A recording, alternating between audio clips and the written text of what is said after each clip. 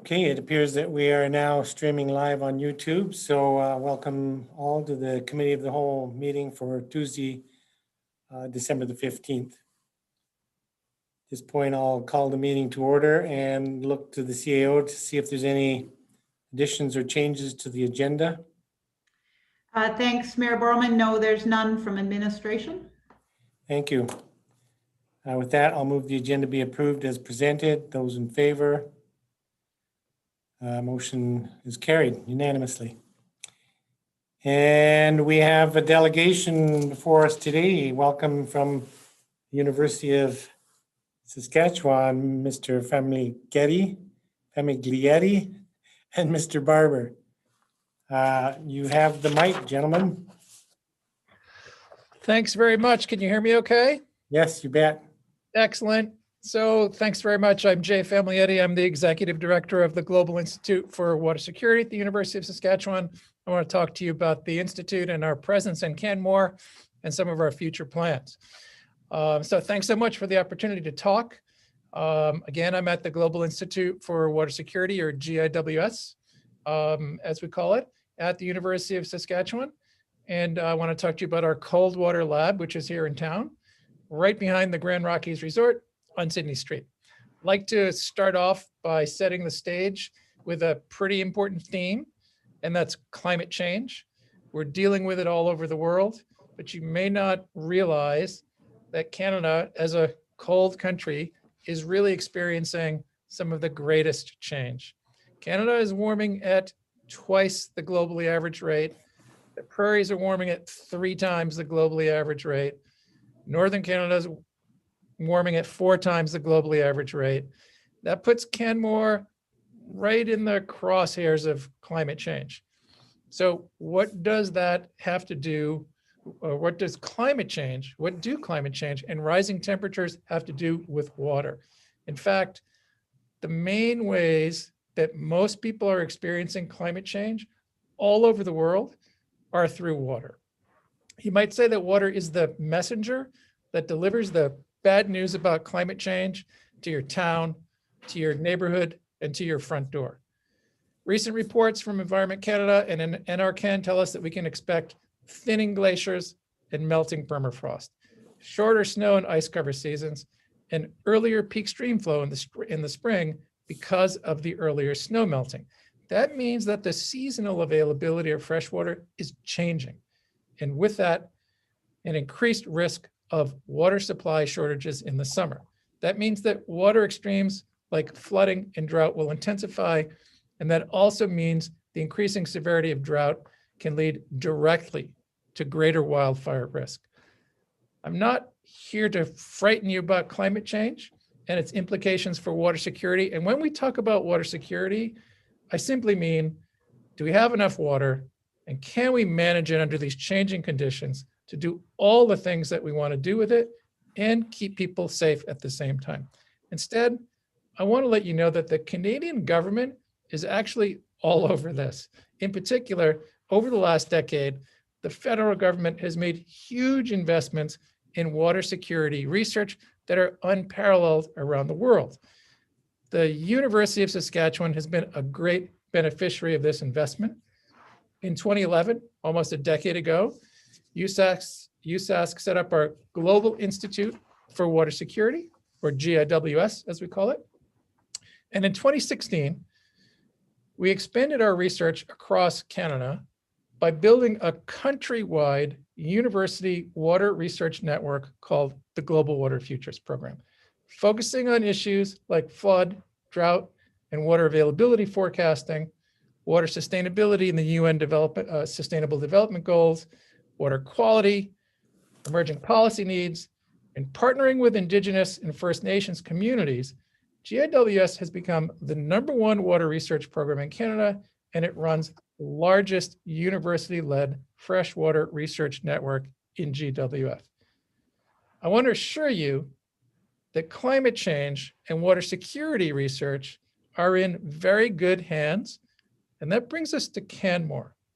If you're a professor at the University of Saskatchewan and you want to study how snow and snow melt are changing, and their impacts on flooding and drought and water availability across the prairies, you pretty much need to get to the headwaters of the South Saskatchewan River. That's exactly what Professor John Pomeroy did in 2009 when he first set up shop, the Cold Water Lab in Canmore. Can I share with you a slide? You bet.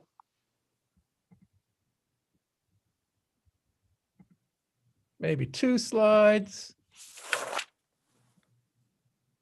Can you see that? Yes. Awesome.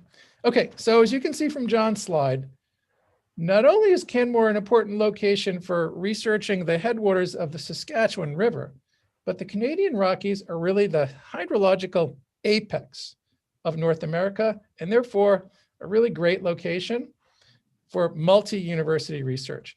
John's primary research interests are in snow and glacier hydrology, in water quality, and in the development of novel observational and predictive computer models. Over the years, John has built the Cold Water Lab into an absolute powerhouse. He's trained hundreds of students and conducted internationally renowned research. As a Canmore resident, many of you know his efforts in responding to the Canmore flood of 2013, including his substantial innovations in understanding and predicting these events. John has taught Canmore-based courses that draw students from around the world. His work has brought tons of media attention to the region. He's conducted the scientific research that underpins the solutions required to mitigate the impact of climate change that I mentioned earlier. As the lab and GIWS grew, the Cold Water Lab became a GIWS facility in 2016. As GIWS emerged as the leading water research program in Canada, and number 10 in North America, and number 20 globally, GIWS and USask began to recognize that having a lab based in Canmore was not only hydrologically strategic, but that it was an extremely powerful recruiting tool. Case in point, over the course of 2018, GIWS was able to attract Dr. Martin Clark, an international thought leader in computational hydrology, and who also has roots in snow hydrology, from the National Center for Atmospheric Research in Boulder, Colorado, one of the United States' most prestigious climate modeling laboratories. We were able to do this specifically because of Martin's interest in living and working in Canmore. Martin's primary research interests are in building computer models to simulate and predict the hydrology of regions as small as hill slopes and as large as entire continents. Today, the GIWS Cold Water Lab houses 23 water and climate researchers from around the world. The lab is both an office building where researchers analyze large data sets and run computer models to simulate stream flow, snow melt, and glacier retreat. And it's also the hub of a large mountain hydrology and climate observation program that's focused on the Bow River Basin. We continue to grow our presence in Canmore. We host visiting professors from Bristol University, Laval University, University of Waterloo, University of Alberta, and recent star scientist hires from China, Lebanon, the US, Eastern Canada, England, France, India, Turkey, and the Netherlands. We operate the Canadian Rockies Hydrological Observatory, a network of snowpack, streamflow, and weather measurements at 35 automatic stations stretching from Kananaskis to Jasper. We continue to attract major media attention that shines a spotlight on Canmore. We hosted the Canadian Rockies visit by Greta Thunberg for her BBC documentary, a CBC film crew for the nature of things over the last winter, and a new documentary on the Red Deer River watershed. All of this brings great visibility to the scenery and the science that are relevant to these major public issues of our time. We brought the impacts of climate change on the Canadian Rockies to the attention of the United Nations at the High Mountain Summit in Geneva and at the COP25 climate meeting in Madrid in 2019. We love it here in Canmore. We're on track to continue thriving post-COVID. This past year, in anticipation of the future, we expanded and renovated our space. We're now up to 5,350 square feet. We're always looking for new opportunities to hire new faculty and for major funding to support them and their students. I'm so proud of the great work that Professors Pomeroy and Clark are doing. I'm excited about our plans for the future. Our research vision is to combine our field observations of the vitally important mountain headwaters of these rivers that flow to the Atlantic, the Arctic, and the Pacific Oceans with the development of advanced computer models and to better predict water supply in this critical time of rapidly changing climate. This is a very powerful combination that takes the place-based understanding we develop here in Canmore to develop solutions to water problems around the world. We have a broader vision as well. Professor Famiglietti, I just wanted to give you a time check. You're at 10 minutes. Okay, I have about 30 seconds. We have a broader vision as well. We aspire to be, it's only a minor vision, we aspire to be the best in the world at mountain hydrology and at global water prediction. We're looking forward to resuming our position here in Canmore as a global intellectual hub for the development of observational and forecasting technologies required for a water secure future for Canada. We further look forward to the return of international water conferences and hosting a stream of visitors from to Canmore from around the world, to teaching our field classes in person once again, and to engaging deeply and partnering in town to support its growing knowledge economy. Thanks very much for your time. Well, thanks very much for that presentation, Professor Famiglietti. And I have to say it's a real pleasure to have both of you gentlemen here today to speak to council. It's I well recall the visit some of us made to Saskatoon more than a year ago now to have some other early discussions on USask's interest in what they're doing in Canmore. And of course, the town of Canmore is continues to be very, very interested in partnering with the university to expand your activities here. So thanks very much for being here. I do have one question, at least one. And in your written presentation that was included in our agenda package today, it notes that GIWS is extremely interested in further expanding its presence in the town. I'm just wondering if you have any detail or further thoughts on how that might happen. Sure. Well, so I can't actually say too much, but you know from past conversations that we've been in negotiations with a potential new hire. And so those are ongoing and nearing the decision point. So that's how we grow. And I sort of alluded to that in my written remarks. We grow when faculty positions become available. There are different mechanisms that happen within the university across Canada. And so we're pursuing one of those mechanisms right now. And we're always on the lookout for new grants and new partnerships. So that's specifically what I was referring to. And sometimes these things work out and sometimes they don't. We certainly hope that they do. And if this one doesn't work out, we will pursue another one through another one of these opportunities in the future. And aside from a major faculty hires, there's always the expansion within Professor Pomeroy's group, within Professor Clark's group. Professor Pomeroy just moved back to Canmore. And so he'll be bringing more of his students here, or new students that he takes on in the coming years, and new postdoctoral scholars will be now located in Canmore. So we're talking about growth there as well. It's really exciting to hear and to look forward to. It's certainly part of our long-term vision to be able to grow other sectors within our economy over and above our primary sector of tourism. And research-based activity would be an awesome direction for the town to move in cooperation with university or other opportunities. I don't know if other members of council have questions for these gentlemen. I see none. Mr. Barber, if you had anything to add to what we've heard, I would invite you to jump in at this point.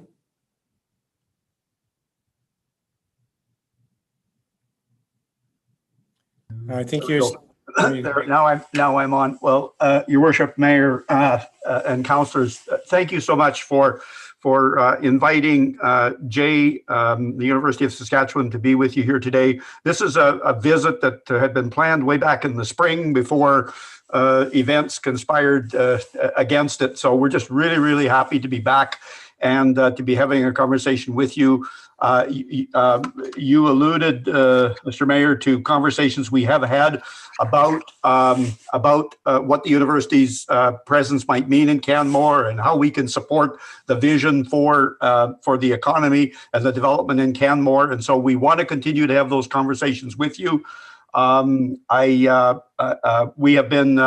continuing to talk with partners, including Innovate Canmore. I want to acknowledge the tremendous support that Brian McClure and Innovate Canmore have been giving us as we imagine what an increased presence might look like in Canmore. We're excited by the vision that we heard about a year and a half ago that Canmore would continue to imagine itself and see itself as an innovation hub. And in our case, what we're excited about is building that innovation around, and we're talking about technological innovation, we're talking about social innovation, and about building that around this really important subject that Jay has talked about today, about climate change and hydrology. Really, really important. That's where we think we can make a contribution. And so we're going to keep on having conversations to see how we can be part of growing this innovation ecosystem right in Canmore. And Jay has indicated why Canmore is so perfectly situated to do that. So again, thank you for inviting us back again after a long break away. Exciting to see you again. Thank you. Thank you. And be sure to bring our best wishes back to your colleagues in Saskatoon. We will. We very much look forward to building this relationship. Thank you. Thank you both for being here today to bring us a bit of an update on what's happening with USask, and look forward to continued conversations. Okay. Thank you. Very much. Good to see you. Adios. Bye-bye. This time I'll now look to the minutes of the November the 17th Committee of the Whole meeting. Are there errors or omissions? Seeing none, I'll move the minutes be adopted as presented. Those in favor? Opposed? We're unanimous in support. Moving on to item D1. Report on the impact of COVID-19 on rec services, which was prepared by our good friend and now retired colleague, Jim Yonker. And I'm guessing that Ms. Cottle will be speaking to it. I will, along with Mr. Mackay. So I'm going to start, and then he'll take over from me. Great, I did just want to say, to council before I start that it's fine to interrupt at any time with questions. But I'm about to share my screen, and it's really hard to see if people have questions. So I'm assuming, Mr. Mayor, you'll just interrupt me as needed. I'm happy to interrupt you at any time. Okay, thanks. I'm going to start to share my screen. Okay, so yes, on behalf of the recreation team and the retired Mr. Yonker, I'm here just to give council an update of the impact of COVID on recreation. And when we plan, sorry, if you could put your screen into the. Oh. I mean, we can see it fine. It's just we see all the slides. Yeah, right, which we don't want. Your presentation might not be up to date. I'm still going to go with it. There we go. There we go. Okay, thank you. Up to date to me. Okay, perfect. When we plan to put this on the agenda, the current provincial new regulations were not on the radar screen at all. But there still has been enough of an impact on recreation from COVID that we thought it was important to bring that to council. So just as a little bit of context, the world as we know it has changed even more since we put this on the agenda, and we will do the best we can to try to address some of those changes as well. So in terms of thinking way back to the beginning, we did an initial closure of our recreation facilities and a layoff of staff earlier this year. So on March 16th, we made the decision to close one day before the province required us to. And that was partially because we were unclear how to continue to operate safely. At that time, the province didn't really have strict guidelines or criteria that helped people understand how to run a facility. And there was just a growing sense that we weren't going to be able to do it. So we did close one day early. And then on March 17th, a provincial public health emergency was declared and we were required to close. We made 81 layoffs during that first week of March 17th, and then 23 additional layoffs between April 10th and June 6th. And 25 fitness contractors, instructors were also laid off. We were able to redeploy 4 staff into other departments where there was increased workload. So we were able to keep 4 recreation staff working. And we really just kept the supervisors and the manager working regularly on mostly on reopening plans and getting ready for what was to come next. While we were closed, I mentioned those 23 staff who weren't laid off until April or June. We did really work to complete a variety of different tasks. So it took us a while to put all of the memberships on hold and to set up the system needed to do that. And we did really try to use the closure as an opportunity. So we partnered with the facilities department to do a whole bunch of cleaning and maintenance. Elevation Place was made cleaner than it's been since it opened. So we really used that time to scrub every surface and get at some of the nooks and crannies and bigger surfaces, frankly, that were in need of a good clean.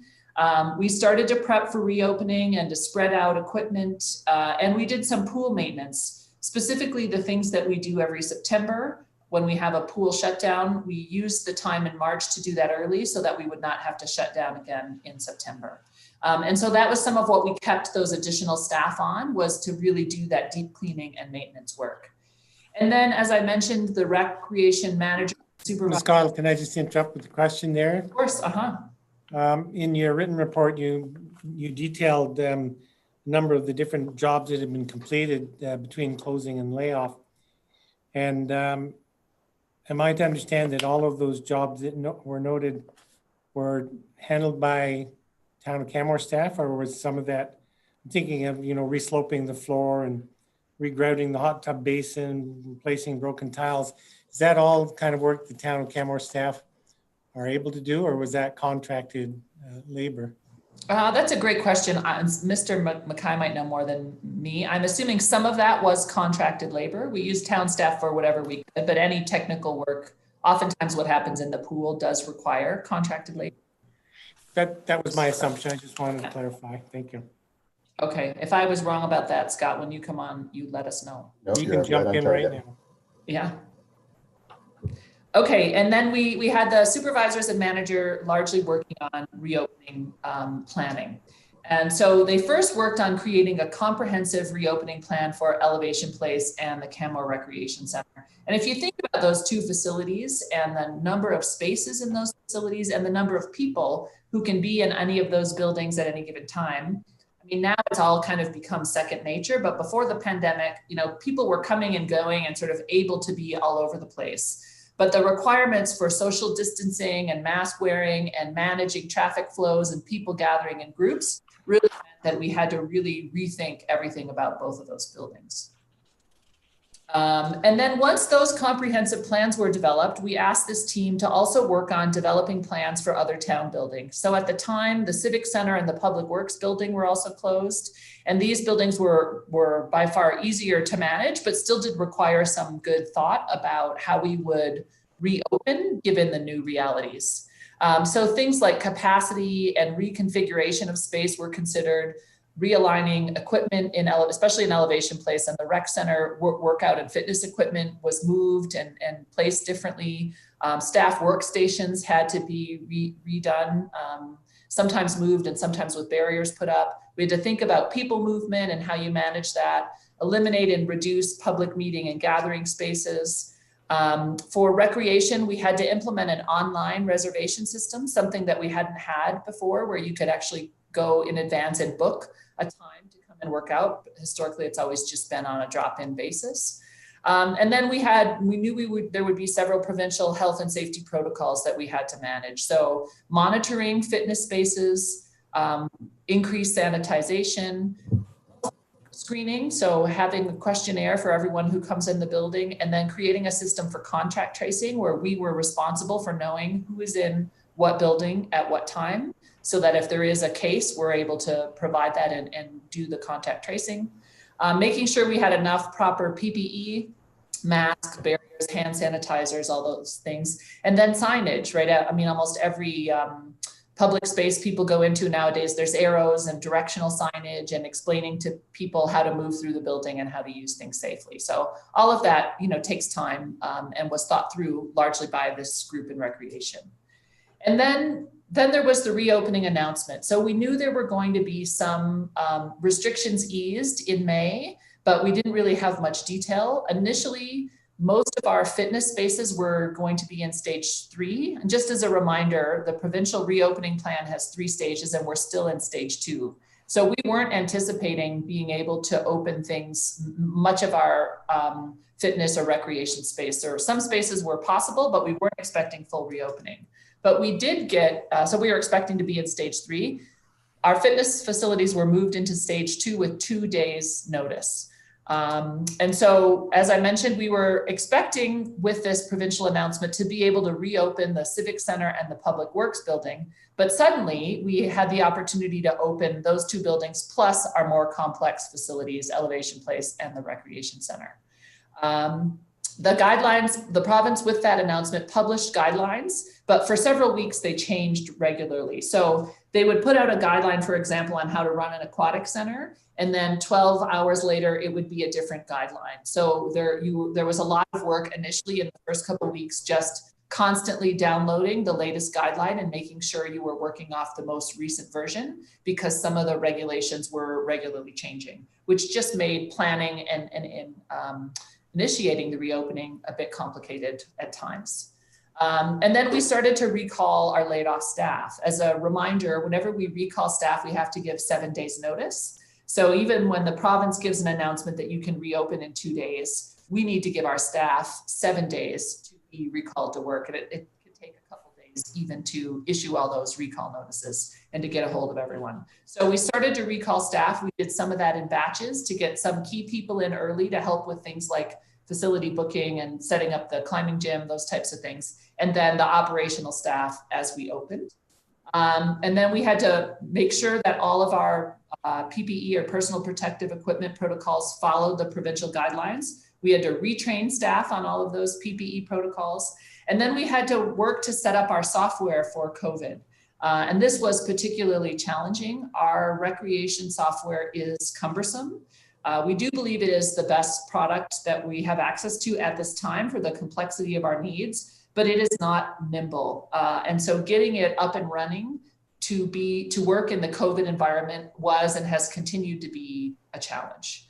And it just takes a lot of time and resources. It also requires a lot of resources out of our IT department, who were also really affected with the initial shutdown, just getting all of us able to work from home. So heavily taxed some of our more taxed departments. In terms of can I interrupt on that slide? Just do. And referring to the written information that you provided on the reopening announcement, you noted that there have been instances where some in the facility 48 hours before exhibiting COVID symptoms have occurred. And certainly we've heard about that pretty quickly. I'm just curious if there's any data at all that's available that would suggest that any COVID cases had been contacted in our facilities, or do we get any of that sort of information? Yeah, great question. And I will speak a little bit more specifically to that in a few minutes, but to our knowledge, we have had about a half dozen people who have been in one of our facilities, the rec center or Elevation Place. And then within 48 hours of being in the building, found out that they were positive for COVID-19. And we are not aware of any instances where that being in our building led to additional cases. So at this point, we have no indication that anything like that has happened. Okay, great, thank you. Yeah, great question. So we opened Elevation Place on July 20th, just the fitness and the climbing areas. The aquatic center opened in early August. Partially that was just around finishing some of that maintenance. We had expected a longer window than we actually got to do it. And then there's more staff to recall in aquatics and significant training requirements there for the changes to their service. Library and user groups of Elevation Place are required to manage compliance with all provincial regulations. So they were able to open when we opened, but how they run their business and making sure that they're also doing similar contact tracing is completely up to them to make sure that they have the proper systems in place. We did delay restarting memberships until the building was fully open. So when just fitness and climbing were open, people could call us and choose to reinstate their membership, or they could just pay a drop-in fee anytime they came. So we didn't reinstate memberships until the entire building was up and fully running. And then at that time, we gave all members an option to keep their membership on hold for an additional 90 days. So if you didn't contact us, your membership was renewed. But if you did contact us, you could delay your membership for 30, 60, or 90 days. Just recognizing that people had different tolerances of what they were comfortable with and maybe wanted to see how it worked before they committed. Our members were then able to book 72 hours in advance. So if you're an active member at Elevation Place when we were open, you would have access to the online booking for fitness and climbing and use of the aquatic center 72 hours in advance. If you were just coming as a drop-in, you could access that only 24 hours in advance. And we did set up special time for seniors and immunocompromised where there was decreased capacity, and we were really encouraging those groups to come and use the facility at specific times. And those were regularly advertised and promoted. And the usage of Elevation Place was really quite interesting. It was very slow when we first opened the building. Again, it was the middle of summer and we had fairly good weather in the summer. So many people just seemed to prefer to stay outside, but we did have some keeners and some use in the beginning. And then what we saw is week by week, the use increased, and to the point where it was actually getting quite busy. There were times when much of the facility was at capacity, and then we were starting to hear from members who were frustrated when maybe somebody would book a time and not show up, then they could have used it. So we were getting to the point where we were getting close to potentially being at or near capacity, given our reduced ability to operate. What we did in that case is really tested the new layout and capacity, and we made some changes. So we expanded our operational hours in spaces where it was safe to expand capacity. We did that. We moved fitness equipment around, just try different things so that we could get as many members and drop-ins safely in the building as we could at any given time. And we made other operational changes, like the fitness classes, the lunchtime workout class, for example. Instead of holding that at Elevation Place, that was moved to the recreation center. So that Elevation Place, the fitness space, could be used for people working out, and the fitness classes could still occur in a different space. We were in the midst, just before this recent closure, of working with the CAG Gallery. We had a plan to begin to utilize their space in January to put some equipment or staff offices, I can't remember which, in there, but basically just looking to make more room for more membership, because the CAG Gallery has not really reopened since Elevation Place has reopened, with the exception of their Christmas market.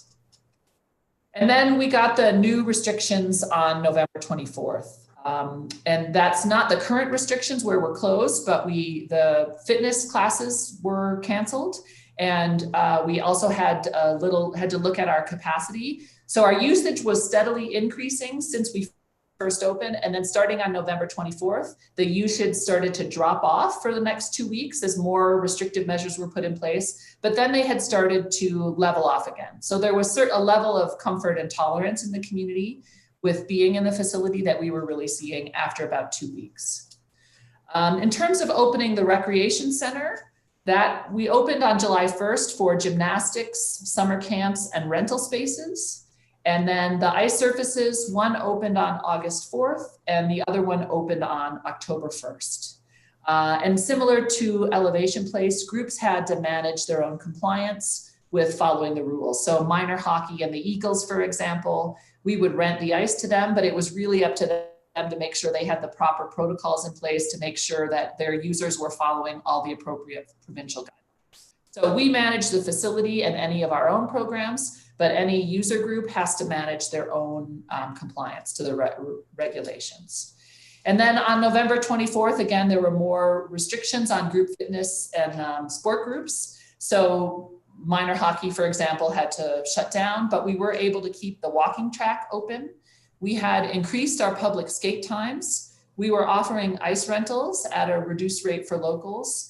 And the gymnastics club, CIGC, did have approval from the province for some activity. So a lot really changed at the Recreation Center on November 24th, but we were keeping it open and trying to provide as many services as we safely could, especially things like the walking track in winter when things start to get icy. We felt that was particularly important to provide to them. So with managing patron safety, and this goes to the question you were asking earlier, Mayor Barrowman, we had inspections at both buildings fairly early on after opening, and the results of those were really positive and very complimentary of how well we had instituted the required measures and in fact gone above and beyond. And while we were open, we were in regular contact with AHS about a whole variety of different requirements and making sure we were cleaning and managing properly. We did do contact tracing for patrons, as you identified. And as of those half a dozen instances, no cases have been linked back to town facilities. And then last week hit and we got notification of a second closure. And so we've just completed a second round of staff layoffs. So all fitness facilities are now closed as of Sunday until at least January 12th. We did an immediate layoff of over 100 staff that started on Sunday. And part of that, we weren't able to do keep some staff on like we were before because there's really little cleaning or maintenance needed. The majority of our maintenance projects were done earlier this year. And with the cleaning protocols that were put in place that we had to do in order to stay open, there just really isn't any need for that deep cleaning that we did earlier. We have kept on a skeleton crew in facilities for some maintenance projects there, largely at the Recreation Center. And then we do have a few staff in recreation who are working this week. They are processing membership holds and making sure that all those financial transactions are taken care of. Obviously, we are putting all Elevation Place memberships on hold again since we're now closed. There is an opportunity for the Recreation Department to do electronic records migration. So we're moving all of our records onto SharePoint, and Recreation was going to be the last department to do that. So we have kept one staff person on and she will work with IT over this shutdown to make that happen sooner for Recreation, which will really benefit them when we reopen. And then we are preparing for a software upgrade in late January. I mentioned earlier that our software has been really cumbersome and onerous. And getting this upgrade will, unfortunately, I'm sure not eliminate all issues, but it should help with many of them. And so that requires a good bit of testing. So we will have some staff working on that, preparing for that as well. But otherwise, there's not really many staff left. We did ask staff to take their 2020 vacation so that they would be made whole before they were laid off. But once that vacation is run out, those staff will also officially be laid off. So we really right now just have minimum management staff working until reopening, or until we at least have a sense of what reopening might look like or when it would happen. And again, just as a reminder, we still will have that 7-day recall. So whenever there is a provincial announcement about reopening, if they do something similar like they did in the spring where there's 2 days notice, we just aren't able, we're not that nimble. Some private fitness businesses are able to unlock the door and turn on the lights and do a bit more things and open fairly quickly. We are not able to do that. We have to give staff 7-day notice and then retrain and do the preparation for new restrictions. So we know we'll be a bit slower in reopening, but than private fitness, and which is fine and as it should be. But we're hopeful that all the things that we put in place in the spring will allow us to be a bit faster and more nimble than we were able to be then. Ms. Carl, could you just speak briefly at this point then to the opportunities that the laid off staff will have before them post using whatever vacation time they have?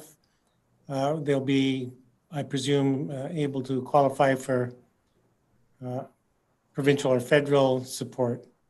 Yeah, so there's no longer a CERB program, but there is EI. So all staff who are laid off and no longer have vacation will qualify and are working with our HR team to be put on EI. And that would be available for all of the staff that were laid off, you think? Yes. Great, thank you. Yes. Mhm. Yeah. We do have one, well, we have many successes, but one we particularly want to highlight was summer camp. As you know, we were able to offer summer camps. We offered 8 weeks of our very successful Big Fun program.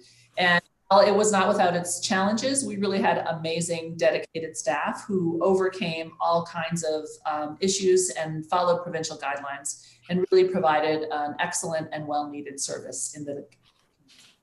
And our COVID protocols worked there. We had no positive transmissions at all in any of our Big Fun camps. So that's a real huge success, and a kudos and thanks to the staff and the both who worked the camp and those who organized and planned it. They did an incredible job. We did spread our campers out in multiple facilities by age group just to help with minimizing contact. And we incorporated supportive mental health programming into summer camp. It became clear that some kids were suffering or struggling. We're all suffering and struggling. It's been a difficult time in lots of different ways for everyone. So we incorporated supportive mental health programming really to try to support our campers throughout the summer. We had a total of 550 spaces available in those 8 weeks and 505 participants. So we were almost at maximum capacity. We did have 17 campership participants, and campership is part of our affordable services program. So anyone who applied to summer camp through the campership program was given access, which is also a great success. And then I did want to just chat a little bit about the financial impact of this closure on for the town. So generally, well, at the height of being open this spring, we had a little over 2,500 memberships versus over 3,100 last year, same time. Our revenues are down about 35% over 2019, and this is as of last week, doesn't incorporate the current shutdown. Expenses are down about 26%. And just as a reminder, I pulled the recreation services policy, which gives a target for cost recovery. And when I pulled that policy and saw that it was effective on March 3rd, 2020, I thought that for sure that was a typo because it just doesn't seem possible that that policy was in front of council this March. It feels like it was at least 2019, but it was in fact 2020. Council approved a revised recreation services policy, and that gives a cost recovery target for recreation, which includes recreation and facilities operating of 60 to 70% of cost recovery. So again, that's rec and facilities, but it doesn't include corporate services like HR or IT or any capital costs, just rec and facilities. So that's our target in recreation is 60 to 70% of cost recovery. At Elevation Place this year, the cost recovery will be about 33%, again, not including this most recent shutdown, whereas that was at 67% in 2019. And in recreation, at the Recreation Center, we'll be at about 26% or less in 2020, whereas we were at 46% in 2019. So overall, the total cost recovery will be 31% or less in 2020, whereas that's a typo, sorry, in 2019, not 2016, we were at 62%. So we're really the impact of that shutdown, and then again the second one, which we're still just analyzing, will really have an ability or hamper our ability to meet that policy target even with reducing expenses of staff. Without the revenue and the cost of keeping buildings mildly operational, will not come close to meeting that target. So that's all I had planned to speak to. I'm going to stop sharing my screen so that Mr. Mackay can share his, and he's going to talk a bit about stakeholder engagement. Thanks, Sally. Everyone can hear me okay, I hope? It's a bit fuzzy, your sound. Oh, a bit fuzzy, okay. Not any better? No, but go ahead and I think we'll be able to manage. Okay.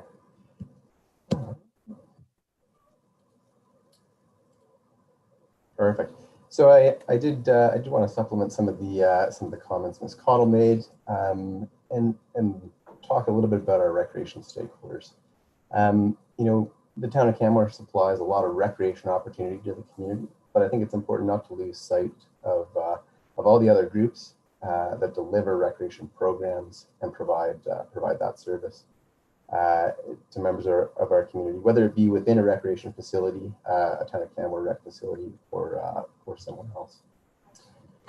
So I'd start off just by, well, I'll talk about a few things just briefly here. One is adapting to changing restrictions and some of the efforts on behalf of our user groups there.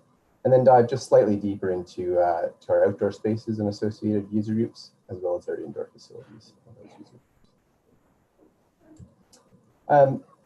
If there's one thing that I would, I guess I would hope that council takes away from my comments here, would be the significant workload increases for volunteer board members and these not-for-profit sport and recreation groups.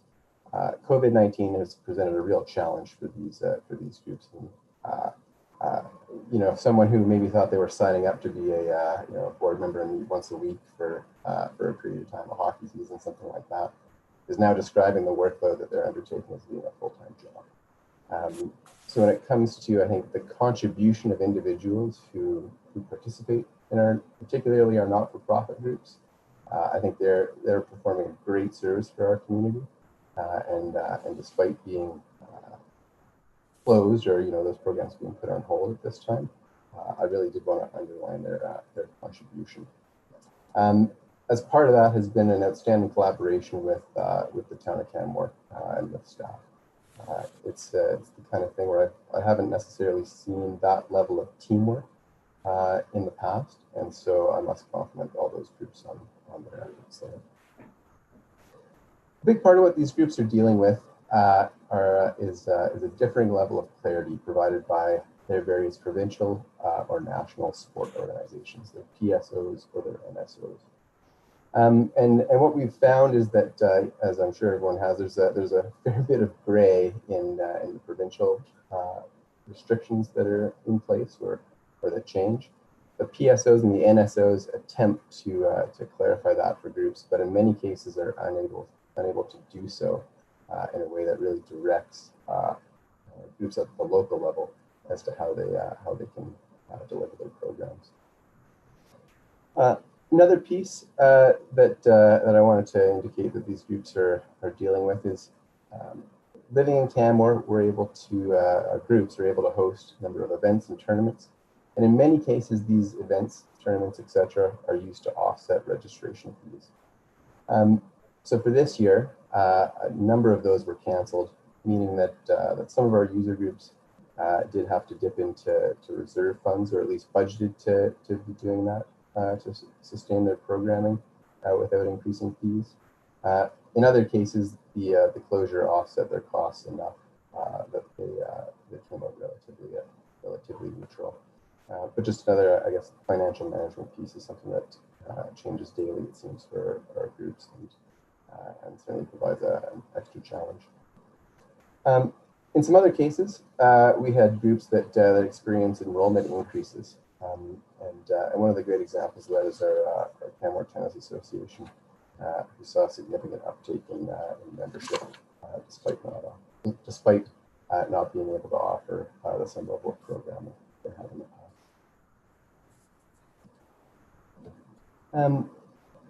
When it comes to our outdoor spaces and user groups, I think anyone who was in the Bow Valley this summer saw a significant increase in what they will self-directed recreation, whether it be use of a park space, trail system, those kind of activities.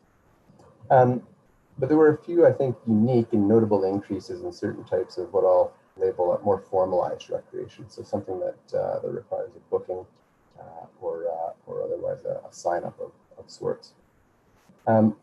One of which was the private sector, that when we had, during the constant change of restrictions, there was a period of time where private sector businesses were able to offer fitness classes and and such activities, but needed to do so outdoors. And so it was great that we were able to work closely with those businesses and provide access to those spaces on fairly short order, so they could start delivering that programming again. We also noted an increase in participation in physically distanced sport and recreation activity. And I referenced the tennis example because that's one of those activities that we have good data on. And they saw a 59% increase in court utilization this summer compared to 2019. Moving towards our indoor facilities and associated user groups, I think for the indoor recreation program, they experience challenges that perhaps aren't experienced by those who deliver programming outdoors. For some groups, those I guess challenges or perceived risk associated with COVID-19 proved to be a bit much, and so we had a number of groups this fall decide to take the year off or put their programming on hold. Before the November 27th restrictions came into effect, we had other groups who were offering reduced programming and some that were even able to move their activities online. So we saw a significant amount of adaptation across the board for these groups to continue to deliver some level of service to their participants. Others worked very, very closely with us in our recreation facilities to continue to deliver their programs with numerous protocols in place. And as was mentioned earlier, I think there's a significant effort that needed to occur in order to deliver those programs and comply with the restrictions. And so there's a lot of volunteer hours that have gone into making that happen. As we look ahead into early 2021 and the winter and spring, we also have I would say unwavering optimism, which is great to see amongst a lot of our user groups. With some groups exploring participant interest in shifting their programming into the later winter or spring, so outside of what would typically be their indoor delivery season, which is certainly something we want to help them with if possible. In other cases, groups are also looking at how they may be able to begin delivering their programs outdoors as opposed to indoors, which is more conducive to certain activities than others. We also find that our local groups, as I think across the board in any sector, continues to work with their provincial sport organizations or associations, in this case, to engage the province in an effort to understand how and when restrictions may be lifted. I think that remains the big unknown, but we look forward to continuing to work with those groups as we learn more about the path ahead here. And so with that, nobody interrupted, which is absolutely fine. But if anybody does have any questions, I'm happy to address those now. Thanks very much, Mr. McKay. And I don't have any questions for your part of the report. Do other members of council? Councillor Sanford. Thank you, Mayor Borman. Thank you, Mr. McKay, for your presentation. As you mentioned, there was a big uptick in the tennis usage. And I know that the booking system worked really well. So COVID didn't seem to impact the booking for tennis. And I'm just wondering if some of the learnings from that might be useful in booking with the other facilities, since there were some problems with other facilities. Yeah, I think speak a bit to that. Go ahead. Yeah, so a lot of fitness, I mean, I go to 2 different fitness providers in the community who are aside from Elevation Place, who have very easy booking systems compared to ours. The issue for us is that we have our bookings that we can't take it off the shelf in the way tennis or the private fitness clubs can do, because that's all that their software needs to do. Our software has to integrate with our financial and accounting systems, which have 26, I believe, different business units that they have to account for. We also have to have larger recreation in mind. So ability for people to register for programs, to sign up for classes, to book a facility, to manage our HR system, to host a whole bunch of different membership types and different membership options and how you pay those memberships and when you book. Plus membership gives you the 72-hour notice, whereas a drop-in just has 24 hours. So what our recreation system has to do is very different than something like booking a tennis court or something at a private fitness. So unfortunately, the simplicity that they have hasn't translated as neatly for us. We are working on it though. And as I mentioned, we have a system upgrade coming later in January that we hope will solve some of those issues. The recreation system we use is just a bit more complex and cumbersome. And Scott, if there's anything you want to add to that, go for it. I think you captured it well there, so. We are trying to learn from them and emulate where we can. It's just a bit more cumbersome. Okay, thank you. Councillor Seeley. Thank you, Mayor Borman. Just one thing you mentioned, Mr. McKay, in your presentation is chance to maybe extend some seasons. And I'm assuming that that'll be part of the strategy going forward to do some cost recovery. So some programs might extend into the spring, potentially into the summer, instead of reimbursing those, maybe use them up. Is that part of your strategy? I would say, at this point in time, groups are gauging interest with their participants to see if that's something that people are interested in. Certainly if there's demand there, we'd like to be able to offer use of the facility in order for those programs to occur. So we're just having early conversations about that at the moment. And I know that's great. I think a lot of groups will be open to that, considering that there's a gap in service right now. Absolutely. Thank you. Any other questions from members of council? Seeing none, just before, Councillor McCallum.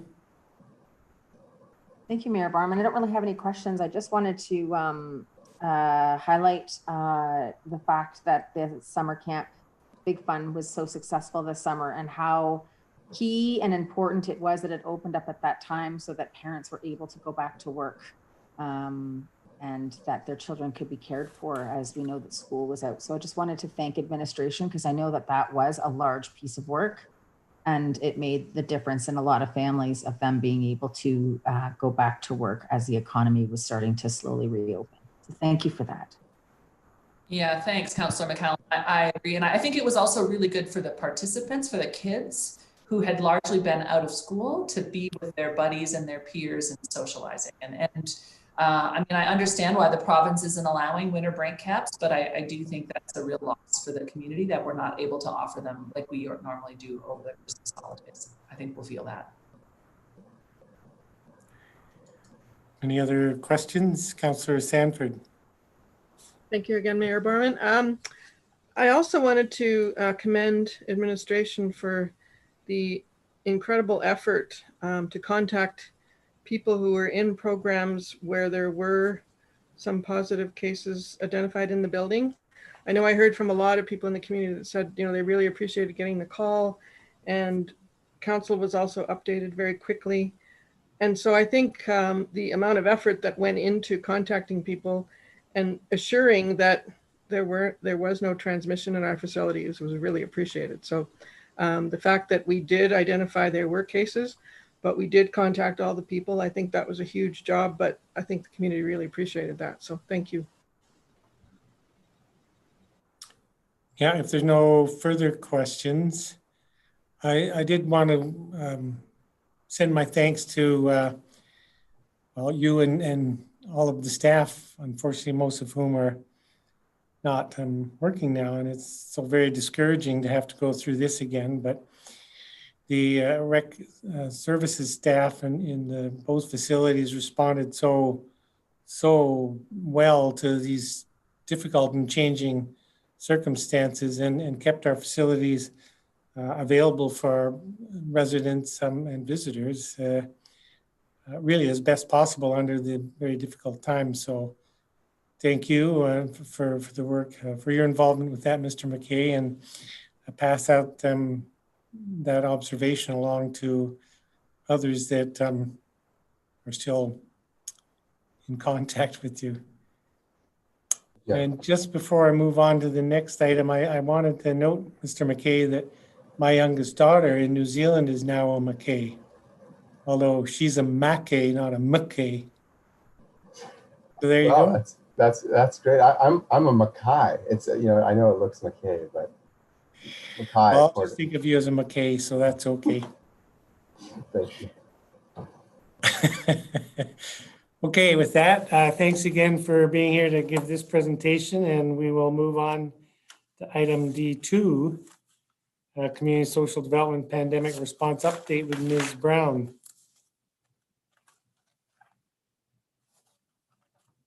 Just go to share my screen. Great.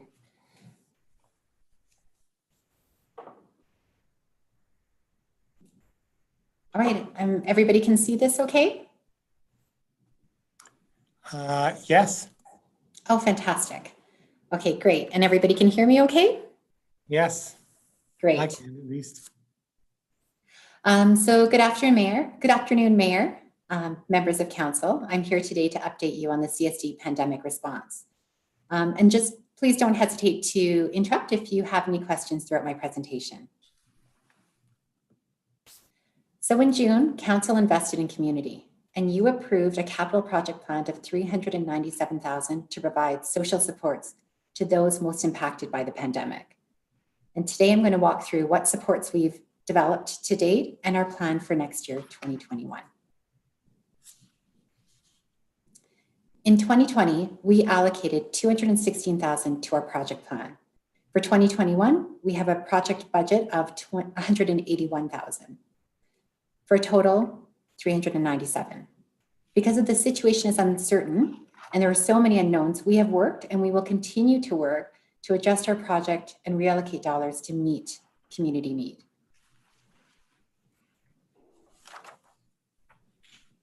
Oh, I'm not sure what happened here. Huh.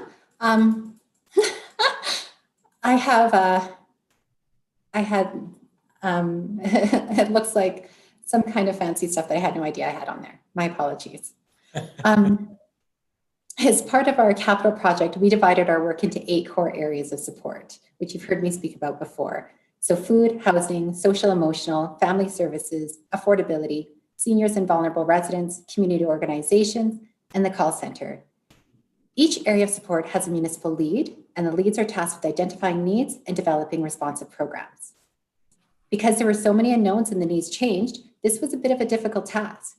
But through Family and Community Support Services, the Family Resource Network, and the Emergency Social Services team, which includes rec and arts and events, we quickly developed and adapted programs.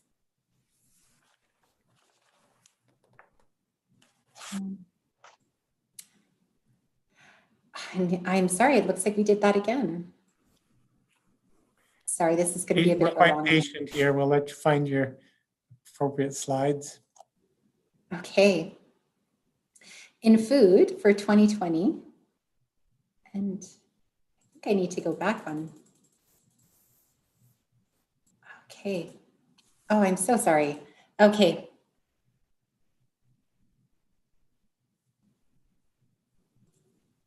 There we go. Okay, so although I know everyone here is well aware of the pandemic timelines, I've added this slide anyways to summarize how fast the needs of our community changed and the landscape changed.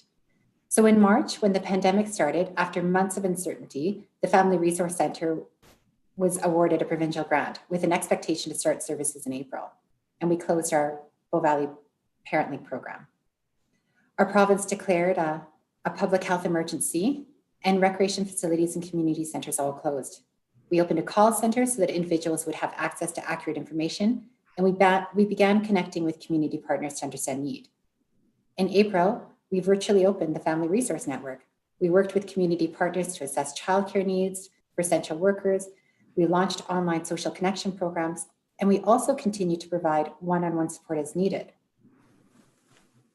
We extended the Affordable Services Program, and we adopted essential FCSS programs such as Meals on Wheels and the Specialized Driver, which used to be the Volunteer Driver Program.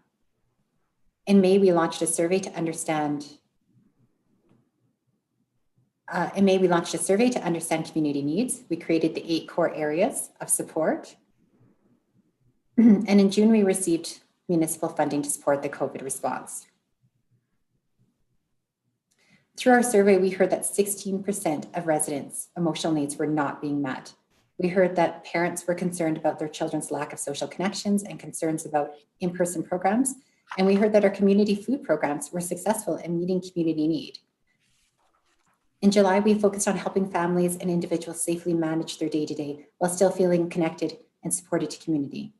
We closed the call center and we shifted our focus from immediate response to a longer-term response. And recently, we have needed to adjust our plans again. We are hearing that people are drained and at capacity. The demand for social emotional support has increased and people struggle to being unable to connect with their social support systems.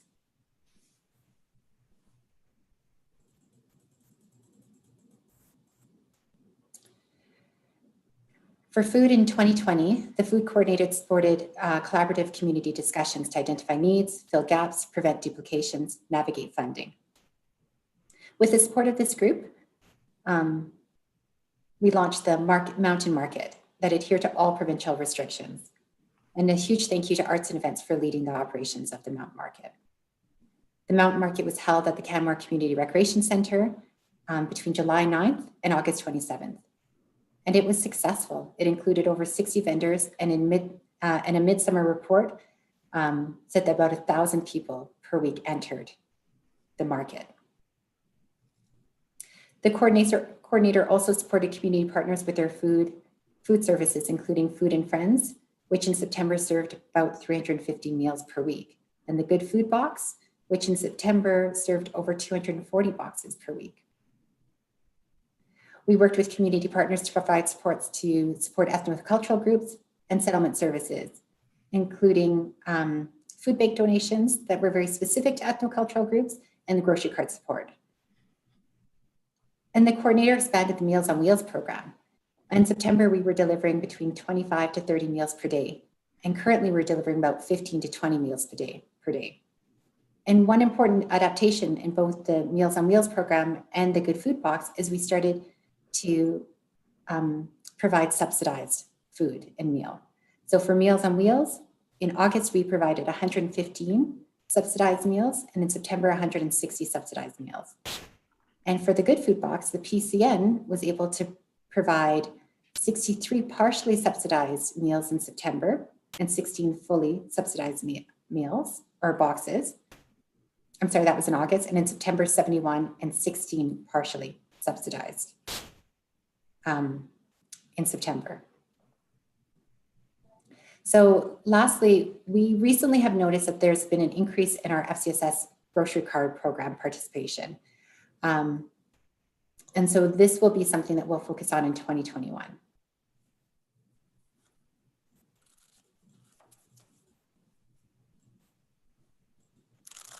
In 2021, we plan to continue the coordinated food conversations so we can understand the changing needs within our community. We plan to expand the FCSS grocery card program, which is also supported by the Christmas Spirit. Since March, we've noticed that we've helped about 70 residents with grocery cards, and this past November, we've seen an increase of 17 in just November alone. So in 2021, FCSS will work with residents to make sure that that individuals are also accessing other food resources within our community. And we're also going to make sure that the eligibility criteria for the grocery card program make sure we target the most vulnerable and most in need in our community. In 2021, we also plan to maintain our Meals on Wheels program.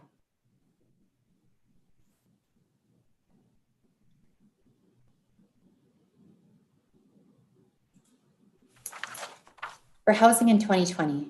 In 2020, we hired a housing evaluator who was tasked with understanding housing needs within our community and creating recommendations to meet these needs. With limited space available for individuals to rest indoors because community buildings are closed, In July, we opened the community common area, which is a safe, physically distant space for individuals to sit, rest, and connect to the internet. There are weeks when the space is well utilized, and there are weeks when the space was not as utilized, but on average, we see about 5 individuals per week using the space. More recently, in this last past little while. So this chart outlines the number of individuals per week who uses the space. We have a maximum capacity of 4 individuals in the space at any given time.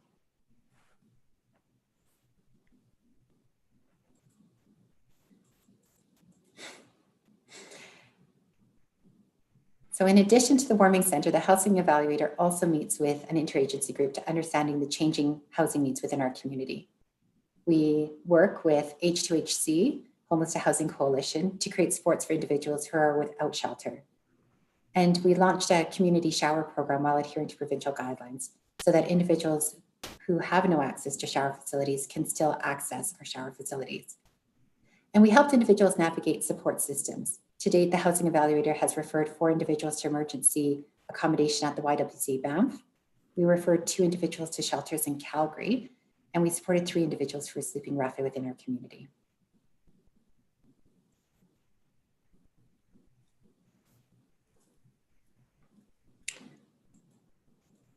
In 2021, we'll work with community partners to support programs that provide emergency assistance so that individuals can maintain their housing.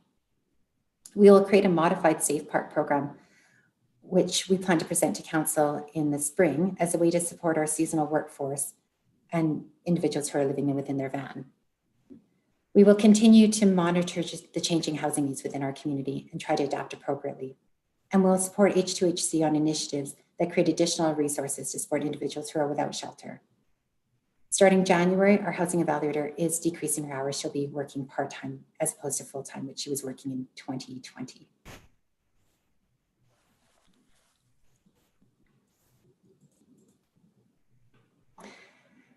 For social emotional, we focused on 3 main areas: counseling, information and referrals, and community connection and resilience projects. In the spring, the need for counseling services is high. In May, we reported that over 20 individuals had connected with us for one-on-one support. Throughout the summer and fall, the need for counseling services actually declined. But recently, we have noticed a large increase. Over 15 individuals have connected with us in the last week, and of those, we are referring more to Alberta Health Services for mental health support. The prime presenting issues are individuals are struggling with decisions, difficulty managing conflict, relationship stressors, and they're saying that they just don't have the capacity to navigate the day-to-day without feeling overwhelmed. So through this social emotional area, we also increased our front desk support to better support walk-ins and to keep our space clean while adhering to provincial guidelines. And in 2020, we launched a number of projects aimed at building resilience and community. This includes the community support card that was mailed to every address in Canmore, which is part of our Here For You campaign.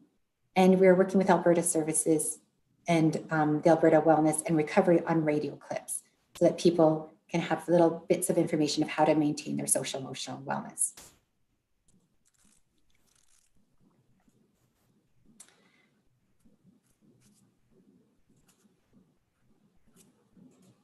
Okay, in 2021, we continue to focus on building informal connections, which in turn builds resilience. We will work with AHS to promote a virtual mental health platform called Together All. We'll promote small acts of kindness through a social marketing campaign called Daily Dose, referring to the importance of small positive social interactions as a way to build resilience in yourself and in your community. We'll create a tip sheet for individuals and businesses can use to create a community space outdoors. And we'll maintain our counseling services.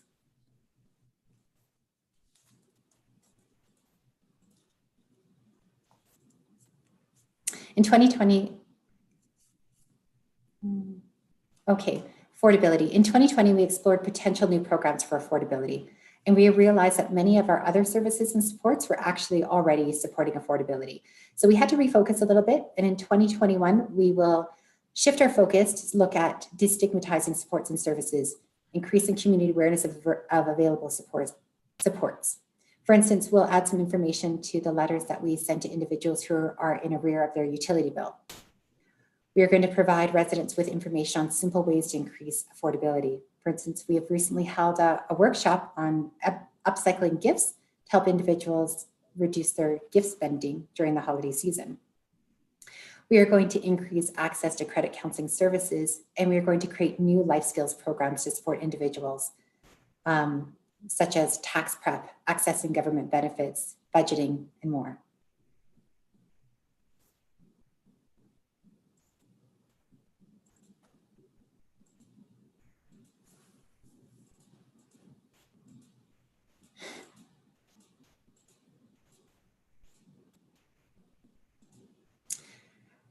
All right, so as I mentioned earlier, in the midst of this pandemic, we closed the Bow Valley Parent Link and we opened the Family Resource Network.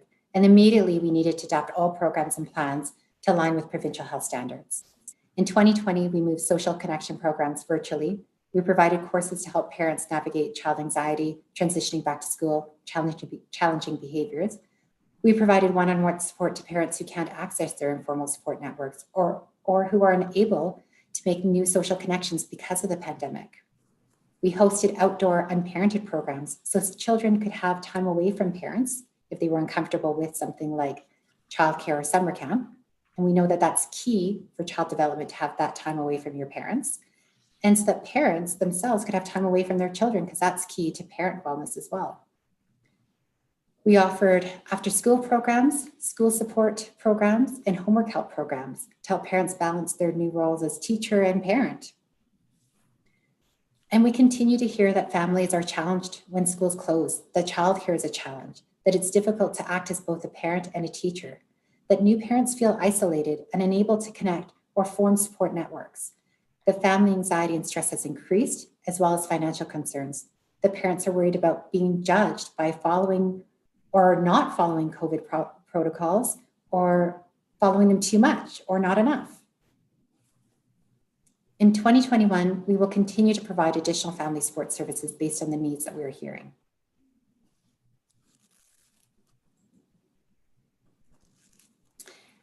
In 2020, the focus was on, for senior and vulnerable residents, the focus was on reducing isolation. We started a friendly caller program to connect volunteers with individuals who are at risk of isolation. We sent letters from children to seniors who received Meals on Wheels. And based on research, we provided individuals who are high risk with a robotic pet as a way to reduce isolation. We also focused on helping seniors and vulnerable individuals safely maintain critical appointments in Calgary by creating the Specialized Drivers Program. We adapted the volunteer income tax program so that individuals could still complete their taxes, which is needed in order to give them access to essential government benefits. And we connected individuals to community through programs such as Cycling Without Age and Christmas in July, which we did in partnership with the Christmas Spirit. In 2021, we will continue to reduce isolation and connect individuals with community. We are launching and expanding a pen pal program, which connects seniors and youth. We have received permission from the health inspector to continue our Cycling Without Age program. And we will explore new programs like the possibility of a skating trishaw, or maybe one day in the future, we could have a Skating Without Age program. In addition, we will continue to maintain programs such as the volunteer income tax program and our specialized driver program. And I just wanted to add this picture to highlight the impact of something as simple as a robotic pet as a way of reducing feelings of isolation for individuals who are really impacted by the COVID-19 pandemic.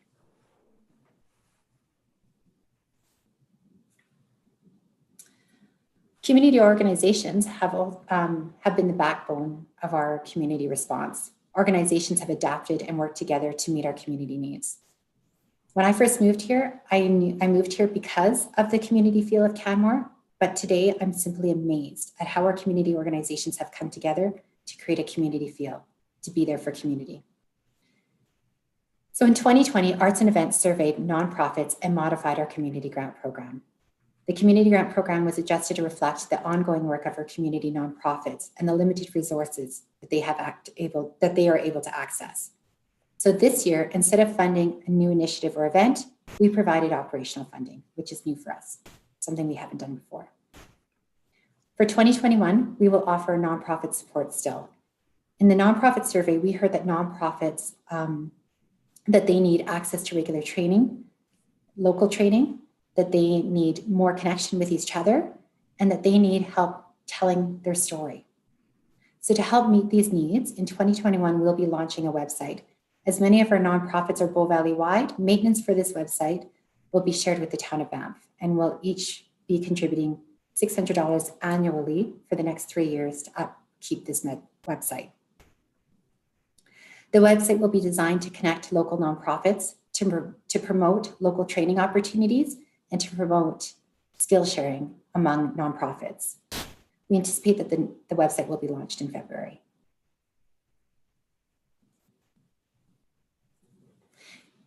In March of 2020, we had launched a call center to provide residents with accurate and up-to-date information. In total, we supported over 1,000 inquiries. Although this chart only goes until May, we continued to monitor the value of our call center. And on July 17th, when the volume was too low, we decided it was time to close the call center. We continue to work with our front desk to monitor the number of COVID-19 related inquiries. At present, the number is still quite low. If they do increase substantially, we will work with administration on possible next steps. And that is the end of my presentation. Can I answer any questions? Yes, indeed. Thanks very much. I have just one question at this time, and it harkens back to your description on the Modified Safe Park program. And a couple of questions, one of which was around any monitoring of van living that you might have managed this year, if there was an opportunity to do that. Yeah, so that was part of the housing evaluator's work plan. She met weekly. She met monthly by phone with Save on Foods and Bylaw to see if there are any emerging needs. And weekly, she would send out an email to both Bylaw and Save on Foods to just ask anything coming up, any emerging needs. Here are our local campsites, and here is the contact information for our local campsites. And we never saw the numbers go too high. They kind of floated around 8 to 10 cars at any given time. 8 to 10 sort of on a daily average? On a daily average. Mm-hmm. And that was both on the panhandle lands as well as the commercial parking lot? Yeah. Great. And when you spoke about the Modified Safe Park program that you'll be bringing forward for 2021, are we expecting it to be similar in basically similar to what we discussed at the end of last year for implementation this year? Somewhat similar, somewhat different. We are going to have to modify the program to fit the new realities of the pandemic. So last year we wanted individuals to be moving lots because we didn't want anybody to set up for too long, and we just really wanted that social connection. What we heard from Safe Park or from van life people is that there was a community in itself. So we wanted to maintain that by kind of having people move around. But this year, what we're looking at, if it is approved by council, is keeping set cohorts, not having individuals enter the Safe Park program once it's started. Once individuals leave, we probably won't fill that space. Looking at ways to make sure that each group has their access to clean sanitation that's shared among them, but not among others. And making sure that everybody has a good pandemic plan, action plan. So if they have to go into self-isolation, there's a plan for them to do that. Well, that sounds great. Thank you. Are there other questions from members of council? Councillor McCallum. Thank you, Mayor Barham, and thank you, Ms. Brown, for your work on this. You have done an incredible amount of work, I want to say that. And the only thing that's going wrong is your PowerPoint presentation. Then we're like winning, all the winning. I just had a question with regards to a reference you made with regards to rental supports or rent supplement. I was wondering if you could help me understand what that looked like, and if you have had any discussions with the province or MLA as you know, we have a rent supplement program for the provincial government that they have slowly been clawing back month after month. And I'm wondering if we've done any work to reach out to those folks to see if they could reinstate that program or their understanding of the challenges that we're facing right now. That was a big question. That is a big question, but a good question. So thank you very much. I have reached out to the province of Alberta. So when we first started looking at what kind of supports we needed, I reached out to the Homeless and Housing Support Division to ask, what can we access as a community? And they actually asked me to keep my main contact with Alberta Rural Development Network, which is where we got the funding for our housing evaluator position. I haven't reached out to the MLA to talk about the changes to our rent supplement program. But this program that that conversation still needs to happen and it's important. But this program is more for if you are stably housed and something acute arises and you can no longer keep your housing, it's a one-time support it's run with in partnership with H2HC and YWC Banff, and there's an expectation of reimbursing that one-time support. I'm sorry, I can't hear you. You're muted, Joanna. Thank you. So it's more like a loan or something like that. That's right. Do we know, I know that part of the reasoning that I received in past from provincial representatives as to the rescission or changes, basically the freeze in rent supplement awarding, that they're waiting for a federal program to start. And I'm wondering, with your discussions with the ARDN, if they have heard as to when that federal program, it was meant to start in April. And I'm wondering as to when that program is meant to start. It's the provincial government in Alberta is basically stating it would replace the rent supplement program, but I can't find any information on it, any clear information on it on the internet myself. And I was wondering if you had heard anything about that through the ARDN. I haven't heard directly about the program. I have read the federal government's Housing Action Plan. Housing Action Plan. Yeah, and it's part of that. It was in the Housing Action Plan. Yeah. And the money that we have received from ARDN is actually federal dollars. They're the emergency funding that actually goes through ARDN and given to rural communities in Alberta. And what's the relationship to the ARDN with the province, or did they just refer you to them because they don't have anything available to municipalities right now? Well, the province for their housing and homelessness really focuses on the 7 cities, the 7 major cities, and they don't focus on rural communities really whatsoever. Where ARDN, which is now RDN, actually, Rural Development Network, does focus on the rural communities. So the province has requested that we connect with them more. I'm not sure how that relationship is with them. Okay, so they don't know if we're funded by them or directed by them. They're just a nonprofit that seems to have access to federal funds, but not provincial funds.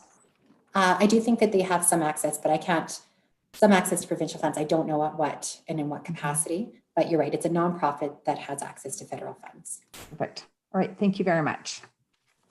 Thank you. Councillor Sanford. Thank you, Mayor Barman. Thank you, Ms. Brown, for your presentation. You are doing a lot of things. I wanted to ask you about the schoolwork support program. Is that curriculum based? Is that like tutoring? I don't understand what that is.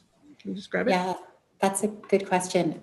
So we worked with the school, and the idea was we're not taking over, not stepping on their toes whatsoever, but when kids were sent home from school, sometimes they needed a little bit more one-on-one. So what we were hoping to do and what we had done is we worked with the student to make sure that they met the course load that their teacher had given to them while they're working from home. So if you were home because of a runny nose or something like that.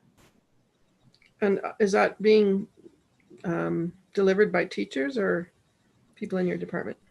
It's more of a tutor base. So we're not developing curriculum. We're actually just supporting students with with completing the work that their teachers had given them, like as a parent would support their students with the work that their kids receive.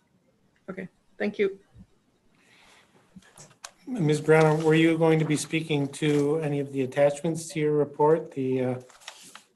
There's a few attachments, the affordability benefits program options and robotic pet program. I added those attachments as a supplement to the presentation and to the briefing note that I submitted, but I'm happy to answer any questions on them. Okay, that's great. I appreciated knowing that information. I guess in the affordability benefits program options, you referenced 2 separate options, and the report suggests that you'd be looking for some sort of approval of one option or another, but is that the intent, or will you just I see. moving forward with option 1 or 2? No, so we are moving forward with our recommendation on option 2, but it was more to show that the background.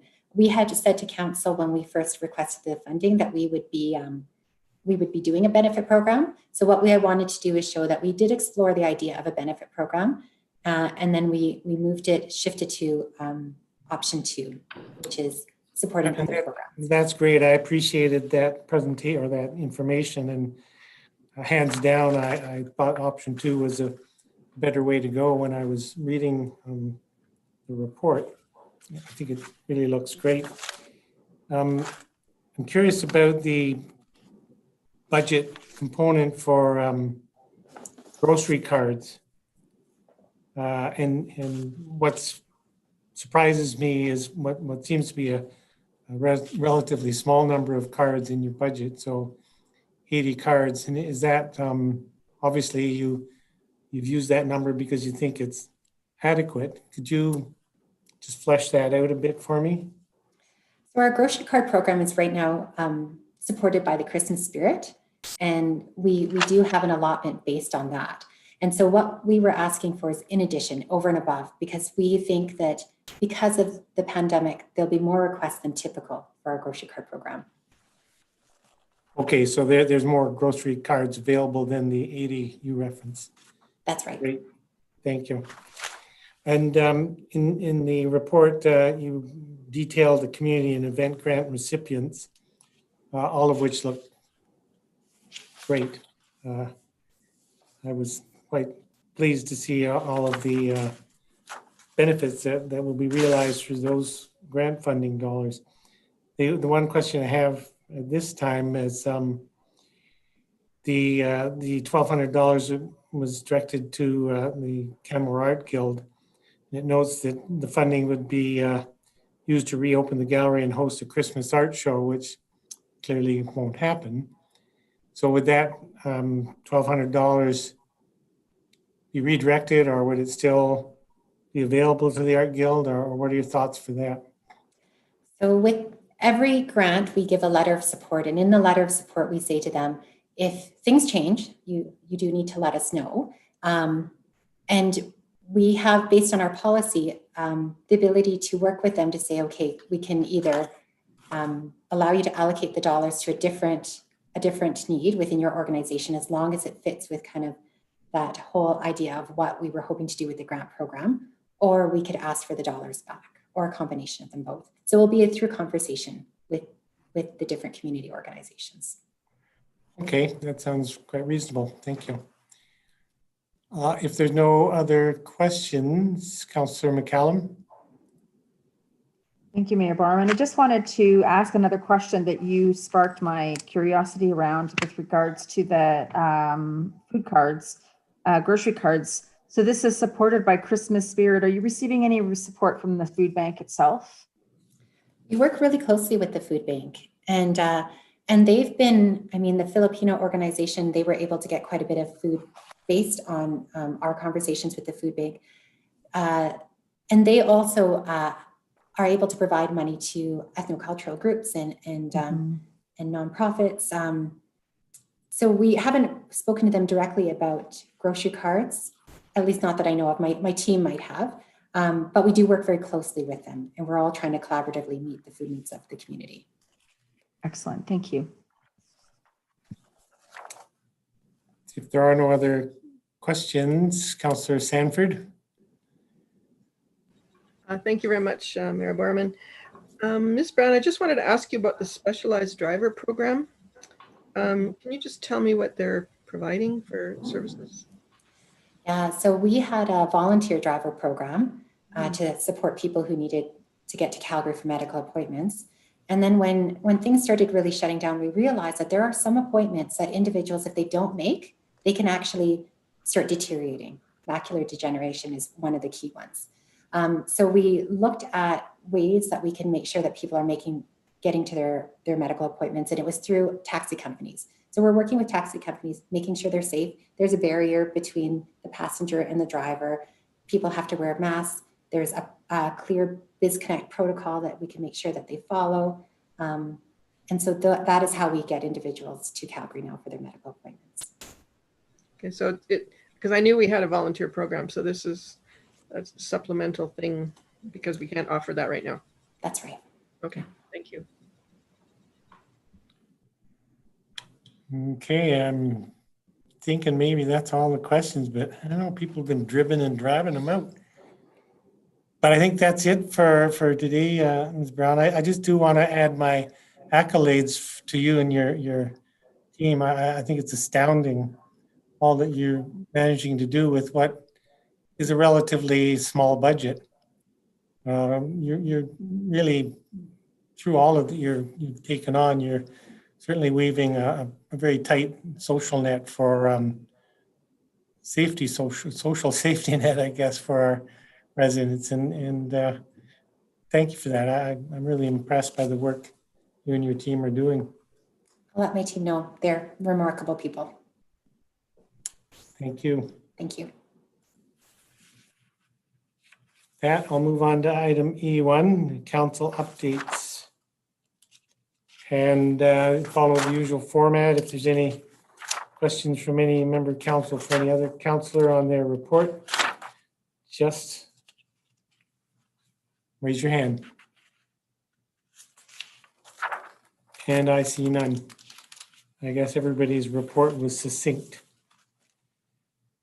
Turning then to item F1, the administrative update. We can move through as usual with questions directed to the CAO's office or municipal services. A question under economic development. The last bullet point on page 37 of the agenda, which is regards to the Bow Valley Restart Fund managed by Bow Valley Chamber of Commerce. So there were 39 businesses supported, 35 of which were Canmore businesses. Presumably the other 4 are other businesses in the Bow Valley because the chamber extends to Lake Louise, I understand that. So I can't recall where the $100,000 that was allocated actually originated. That would have come from the capital project, similar to the one Ms. Brown just reported on for social development from the economic development capital project. And was that funding added to by other municipal partners, or is it? I mean, I'm not by the chamber. By the chamber, they added to the funding. Mm-hmm. Okay, so the funding that went to the businesses from outside of Canmore would have been funded from another source than Canmore. Correct. Capital. Correct. Okay. Yep. Great. I'm watching for hands if anybody has questions. Moving on to corporate services. Municipal infrastructure.